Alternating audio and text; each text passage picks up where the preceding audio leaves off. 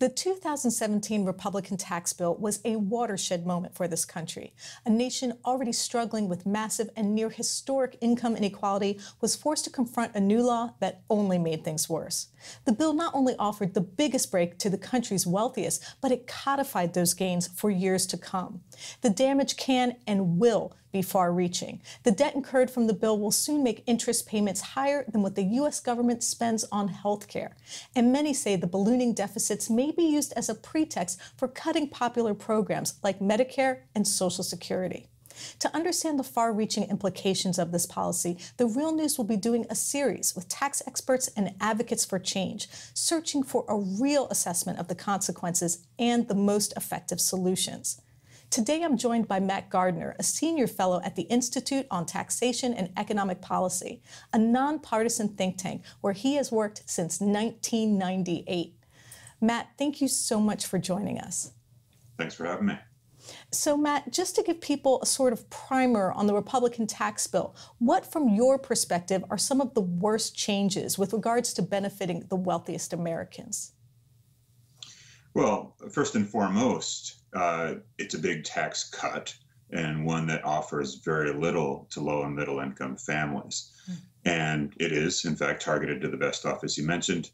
Probably the number one reason for that is the substantial cuts in the corporate income tax that were enacted as part of this bill, cutting the 35% corporate tax rate almost in half. Another big giveaway to that top end is the estate tax, where rather than reforming the tax, as really people have been arguing for a while, what this bill did instead was to double the exemptions. So we're now at a point where 1 out of every 1,000 estates is going to be subject to estate tax going forward.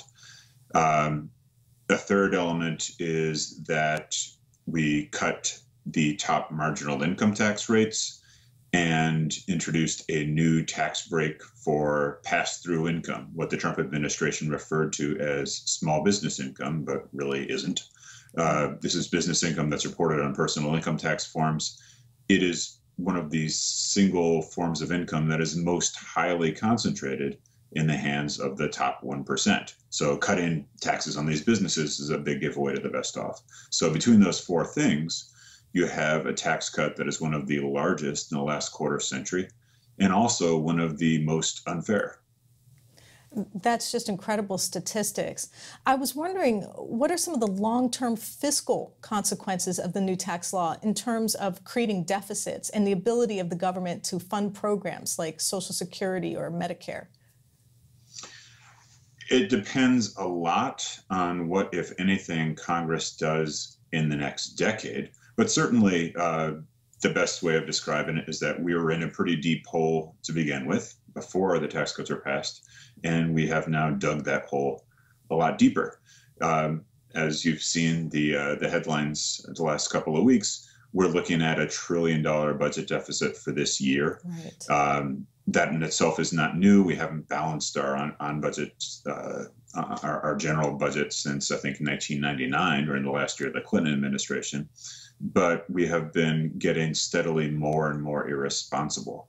What that means going down the road is that later Congresses are going to have to make the hard decisions that this Congress and this president have chosen not to. Which taxes are they going to hike to help eliminate the budget deficit? Or, more critically, which spending areas are they going to eliminate or cut back? Right now, the congressional leadership and the Trump administration have taken the approach that they don't need to make these hard choices because tax cuts will spur economic growth, and the deficits that we're seeing right now will somehow disappear down the road. But there's no evidence that that's working. There's no historical evidence that it ever has. And so there's going to be a reckoning. It could be as soon as 2025 when many of these tax cuts are scheduled to go away, and probably won't. But if it doesn't happen then, at some point in the next 2 decades, we're going to reach a crisis level when we simply can't afford to pay for even the most vital services that our government currently tries to provide. And at that point, it's going to be either permanent spending cuts of a sort that no American would support, or tax cuts, probably on low and middle income Americans. Again, something that most of us would not support. This is the inevitable choice we face from kicking the can down the road, as Congress has in the past year. Well, why do you think the party, the Republican Party, is essentially controlling the government right now? It's supposed to be the party of fiscal conservatism. Why are they kicking these hard decisions down the road? Can you speculate on that? I can think of a couple of reasons. One is that it's the easy thing to do, and certainly the Republican leadership, but also humanity more generally, tends to look for the easy solution. These are hard problems to deal with, and they require political will. A second is that there has been a pervasive supply-side ideology taking hold over the last 30 years, where some very prominent elected officials have gotten elected and have tried to govern on this principle that tax cuts will pay for themselves. And if you say something over and over again to yourself, you can really convince yourself. I think there may be quite a few members of Congress who really do believe, despite the utter lack of evidence, that if they just keep cutting taxes, will generate enough economic growth that we'll all be all right in the end. That's sort of the cheerful view. The more cynical view, I think, would be that Republican leaders in Congress know that the recent history is Republican leaders cut taxes and Democratic leaders, when they take power, clean up the mess and make the more unpopular decisions that are required to make things balance. And, frankly, that's the real concern going forward. If, as is likely, Democrats take over Congress in a month or so, or the House anyway, they're going to be faced with a difficult question. Do they let things sit where they are with spiraling deficits for the next 10 years, or do they try to clean it up? If they try to clean it up, they're the ones who are hiking taxes, who are cutting spending. So it could be a very cynical and clear-eyed political strategy designed to enforce this view that Republicans are the party of cutting taxes and Democrats are the party of hiking spending. It's a profoundly unfair outcome if it works out that way, but it's one that is allowed in our budgetary system because it's entirely legal for Congress to enact a budget that is not balanced, that is profoundly out of balance. And in fact, we've done it consecutively for almost 2 decades right now. So there are a lot of reasons why they could be doing it, some of them sincere, some of them profoundly cynical. I think it's probably a mix of the two. Well, some people have suggested that the tax bill was actually a precursor to defund programs like Medicare and Social Security, that it was quite purposeful. What do you think? That's another view that I think has a lot of, that could certainly be true. One thing we know is that Americans like the notion of tax cuts taken on their own. Another thing we know, every bit as well from polling data, is that when it becomes clear that tax cuts have consequences, that tax cuts must be accompanied by spending cuts, the popularity of these tax cuts withers, it goes away. So the trick, I think, that congressional leaders have tried to do is they can't get people to swallow this combination of tax cuts and spending cuts that are the recipe for the smaller government Republican leaders want to see. So they pretend there's a free lunch, that they can cut the taxes and they don't have to worry about the other side of the equation. And then I think the thinking is 5 years, 10 years down the road, when the tax system faces a crisis of sustainability, they can point to spending and say, that's the problem. It's not the tax system, it's the spending side. We're spending too much. And then the hope is, I suppose, Congress will be forced to make these spending cut decisions that Americans don't want, that through a crisis of sustainability will have to enact profound reductions in the size of government that no American would support on their face.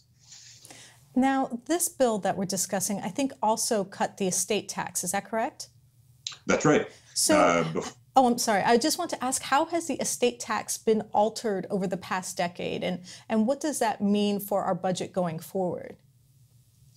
I think there are three important ways in which the estate tax has changed.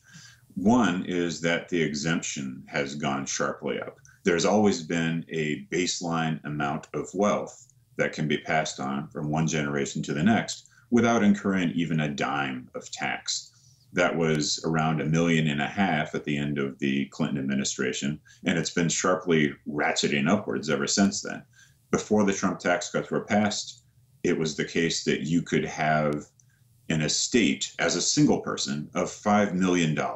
If you're a married couple, almost $11 million, and not pay a dime of tax. The Trump tax plan doubled these numbers. So now a married couple can have an estate worth $22 million and not owe any estate tax at all, simply pass that on tax-free to their heirs. So that's a really big impact. It gets us to a place taken on its own where roughly 1 in 1,000 estates, 0.1% of all estates, are now going to generate any tax going forward.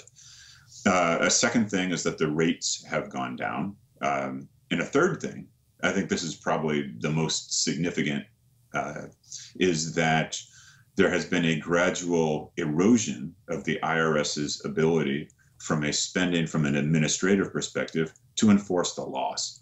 And that's why you get headlines such as the one we saw in the New York Times a couple weeks ago, where the Times, which had the money to do this, did a big investigative report where they looked in detail at how President Trump's family has shifted income in between generations, right, and found what sure looks like tax avoidance, if not illegal tax evasion, right, where they've undervalued assets before shifting them from one generation to the next.